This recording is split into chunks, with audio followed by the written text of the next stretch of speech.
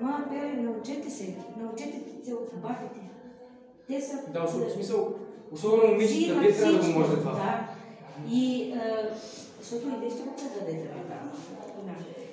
Тя умее да плете на една кука, умее да прави с хартия, работи. Елате в кметството да видите лястовичките, предава едно, според сезона предава и такова живот в една сграда, в една стая.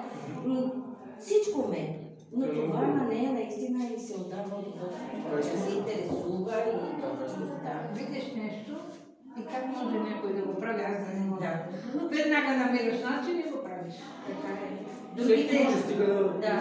Времето съм го научила от едно списание. На времето имаше руска книжарница във Видин. Аз ожених дойдох тук и видях на списанието брошка, направена от копринен конец, бял, но бойдисан после. И седеше много красиво. Абе, как да не мога да го направя? Това е брошка, Боже! И вземах и се научих да правя възите. Най-сложния възет не съм го правила и нямам желание така, защото той не е за... той няма къде да го сложим да... Нали? Не е толкова нужно. Да, той е хубав, но... А това, по-леките възли, като плетеш на една... В смисъл, когато се плете от две нишки, ако едната е прехвърля все от една страна, самата плетка се забива.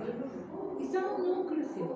А ако плетеш единия път натам и другия път натам, става прав. Да.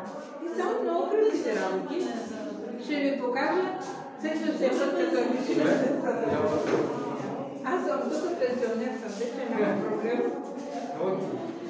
Благодаря.